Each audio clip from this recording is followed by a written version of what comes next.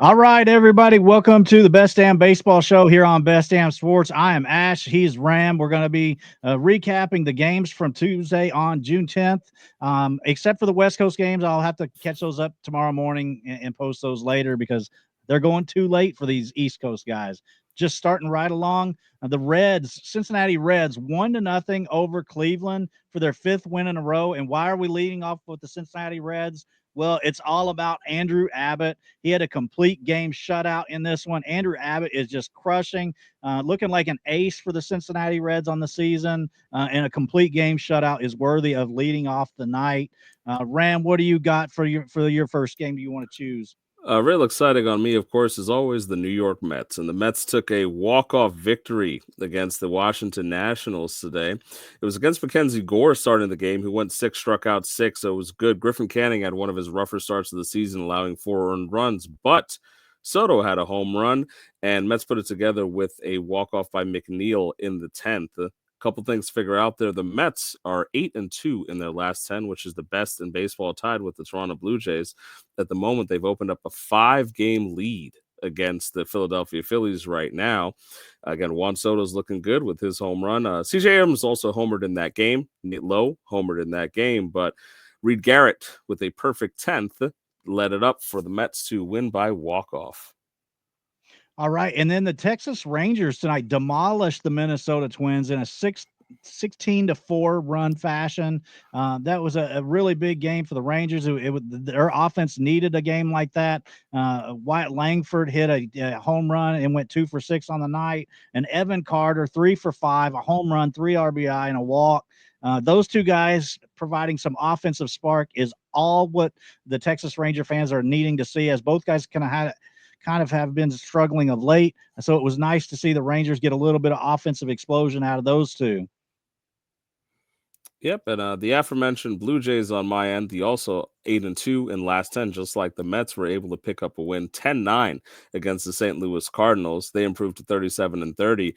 Andres Jimenez with a home run, and Alejandro Kirk, who has been on an absolute tear at the catcher position, also homered again behind Chris Bassett. They were able to figure that one out. They've won 11 of their last 13, and over the last 31 games, they are 21-10. Miles Mikolas took the loss. Addison Barger, who continues to set the world on fire, had an RBI double as well. Nolan Arenado had a few RBIs in the game too, but Blue Jays are figuring this one out. They don't have a starter to go tomorrow, but they're going to try to beat the Cardinals for the series win tomorrow against Matthew Liberatore.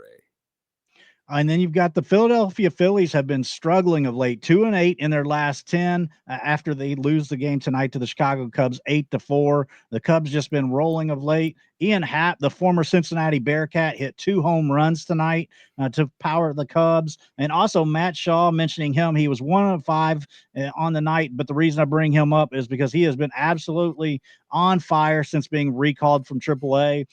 In his recall from AAA, he's 3.1, or excuse me, his since being recalled from AAA, he's batting 319 with 356 on base percentage and 464 slug. That's a fantastic slash line, and I'm sure Cubs fans are happy to see it. Sorry, I couldn't spit it out properly, but Ram, what do you got? Well, across town for the other Chicago team, the Chicago White Sox went into Houston and won 4-2. The often underappreciated Shane Smith that went out there with 6 innings and just 1 run allowed. He's been looking great this season. Some other things of note from that game: Luis Robert with the 6th home run of the year. He's finally looking to show some life with the bat. And Chase Meadroth, who just gets on base over and over, on base percentage up to 383 right now. 1 for 3 with 2 walks. He continues to impress. White Sox starting to put some stuff together. Still 23-44, but kudos over to Shane Smith, who does not get enough love. And then Atlanta Braves continuing to struggle, much like Philadelphia. The Atlanta Braves are 2-8 in their last 10 after losing tonight 4-1 to Milwaukee. Highlighting in that game is Quinn Priester of the Brewers. Went 6 innings, struck out 7, and only allowed 1 run. So the Milwaukee faithful are definitely happy to see Quinn Priester with such a good outing tonight. In Atlanta, struggles galore, man. Struggles galore. Atlanta is really on a skid. I'm not sure how they're going to turn it around. Well, from low lows to high highs, Roman Anthony had his first career hit and an RBI double today in a Red Sox win, 3-1 over the Tampa Bay Rays, behind a successful Lucas Giolito who threw 6 shutout innings, surprisingly, trying to find his form again. They beat Pepio, who's now dropped to 3-6 after a dominant start to the season, but he did strike out 9 in 5 2/3. Trevor Story also looking to be resurging somehow, some way, managed a home run again today as well, as he's been hitting the ball a lot better. But again, big news out there. Roman Anthony, baseball's #1 prospect, making that debut. First MLB hit is a 2-run double. And then Miami ended Pittsburgh's winning streak today, 3-2 over the Pirates. Of note in that game, though, was Sandy Alcantara, 6 innings pitched, 3 hits allowed, 1 run in 6 Ks. Sandy Alcantara having a good day today is very, very positive. That's back-to-back outings where he's looked pretty good. So off the recovery from surgery and being out all last year, it's nice to see Sandy kind of bouncing back because he was really, really low over the first month and a half of the season. So 2 consecutive starts for Sandy that are positive, even if they are over Pittsburgh and Colorado. Still got to be happy to see, especially because Pittsburgh has been on a winning streak of late. So we'll see what happens in his next outing, but right now all signs point positive for Sandy Alcantara returning to form and pitching like his old self. On the American League side, the best record in baseball, Detroit Tigers, who are now 44-24, picked up another victory today, 5-3 over the Baltimore Orioles. Detroit has not lost against the Orioles this season. They're 4-0. They got 4 2/3 innings out of the pen from former starter Sawyer Gibson-Long in long relief after Brent Herter opened up. Pretty big for them to see some innings out of him that can be useful. Spencer Torkelson homered 16th of the year as he continues to resurge and show why he had that prospect pedigree. And Zach McKinstry with the Cardio Award because he got 2 triples over there, but they've won 11 of their last 15. The Tigers starting to look like the real deal. They took Kay Povich for 5 runs in the first 5 innings, and they were able to close it out with Will Vest working the 9th for his 11th save of the year. Casey Mize goes tomorrow as they look to continue being 16-2 against the AL East in their last 18 games.